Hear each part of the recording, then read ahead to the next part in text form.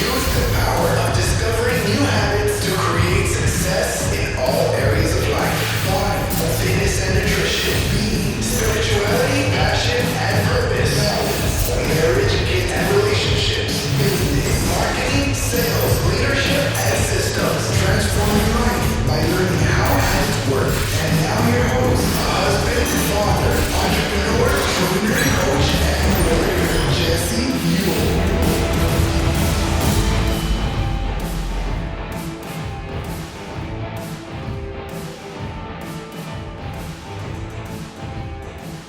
Welcome back to the Habit-Based Lifestyle Podcast. I am your host, Jesse Ewell, and today we're going to be talking about the habit of environment. Now, how does your environment work or not work for your habits?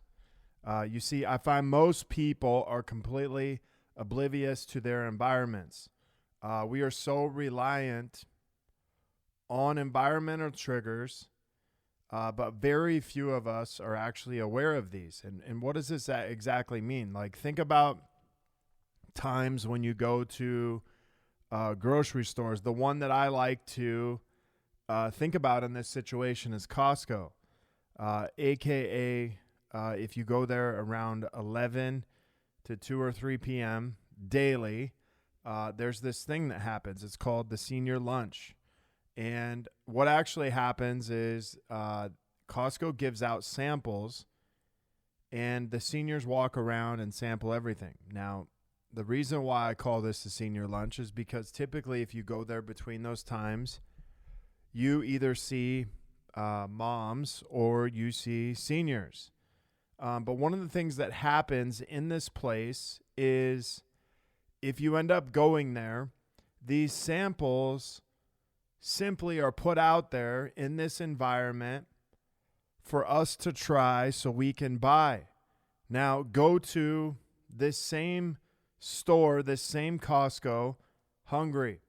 Go to any grocery store hungry, and the chances are if you are eating samples, if you are trying the things that they're putting out, you are much more likely to buy food when you sample it and when you are hungry. Like, this is crazy because you ever notice that samples taste so much better at Costco, at the grocery store, than they ever do at home? And it's typically because all of our senses are being stimulated. The smell, the sight, the taste, the touch, all these things are triggering ourselves and triggering the environment, that it's stimulating us to want to do something. And this is oftentimes how habits are triggered, or habits are stimulated in environments. And this same thing happens at the mall. Walk down the mall, like walk down Nordstrom's, walk down any of these places, and perfume, cologne, these all start to stimulate us, so we would like to buy perfume. Ever think of, hey, let me rub some lotion on your hand? You ever see these people at the mall and all of a sudden it's like, oh my gosh, it feels so good. But in reality, you get home and you're like, why the hell did I buy this? So a very important thing to understand here is our environment triggers our experience. Think about this. You ever notice if you go to a bar and you want to drink, even if you don't feel like, even if you're not a big drinker, like if you ever notice, there's times where I may go to a bar or like a beer place. I'm like, I don't even like beer, but I'm kind of craving a beer right now. Or you may go to a Mexican place and you start craving margaritas, or you go to some other place and you crave something else. Go to a candy store or an aisle where there's candy.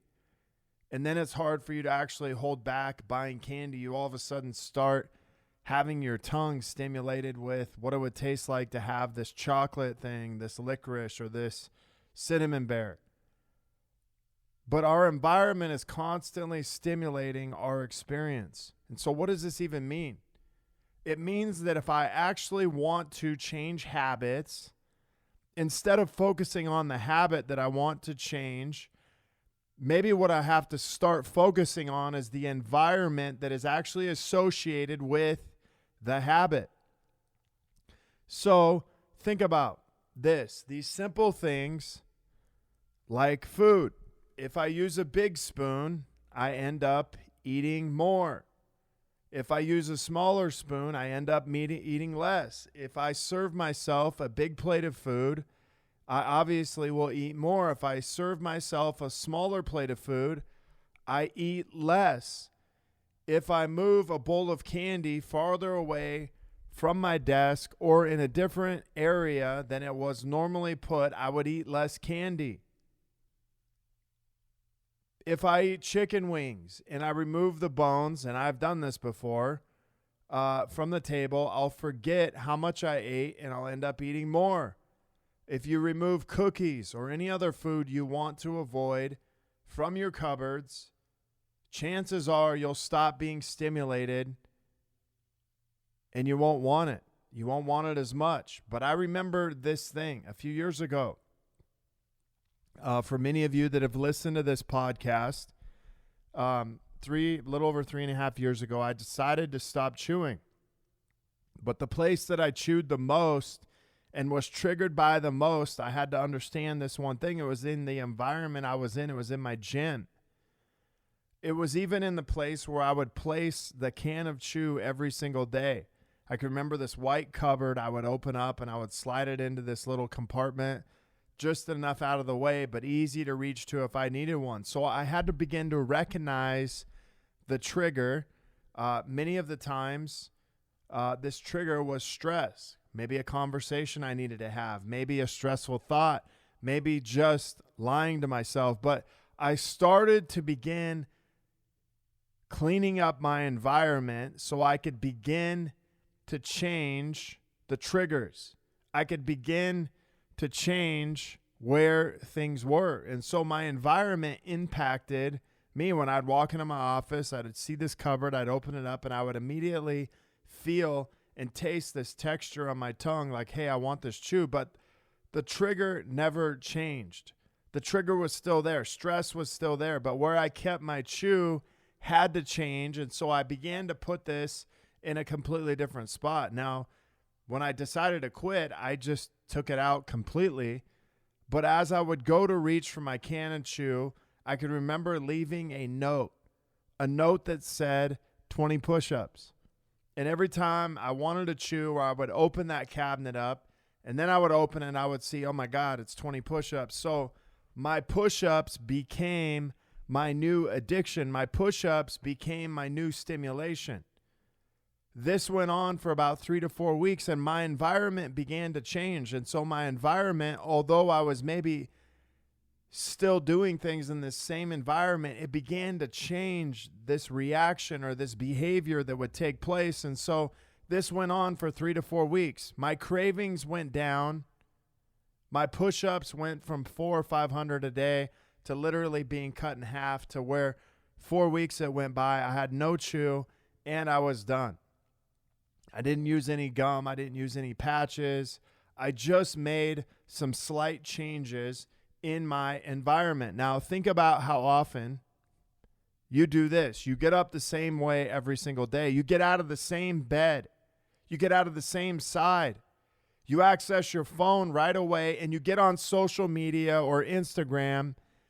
And doing this for a week is fine, but doing this for months, doing this for years, it becomes a habit. But I want to ask you something. What if you got up on the other side of the bed? What if you got up on the left side or the right side and you put your phone in airplane mode, and maybe you put it in the other side of the room or completely out of the room? Would you still want to get on social media first thing in the morning? You see, because what happens is when we begin to change our environment, we are changing our experience. Our environment creates our experience. And so if I have the same exact environment, I do the same exact things, it's stimulating the same experience that I go through every day. And if I want to change that, I have to begin by changing my environment, because my environment is constantly triggering my next experience. And if I want my experience to be something different, a different habit to start, I have to start cleaning up that environment. So my environment, your environment creates the same experience or a new experience. And depending on what environment we are creating, that's what dictates the habit that it begins to kick off. So today I want to begin. This is going to be a 2-part series on this. I want to begin by simply cleaning up your home environment. You're going to want to grab a piece of paper and you're going to want to walk around your house and go through the first 7, 8, 9, 10 habits that you do every single day. And I kind of walk through mine first, just to give you an example. So for me, it was waking up, shutting off my alarm on my phone, getting out of bed on the left side, grabbing my socks, grabbing my shorts, going to the bathroom, brushing my teeth, walking downstairs, grabbing my bag for work, then my keys, then getting in my car. So those are my first things that I do every day. Now think about this.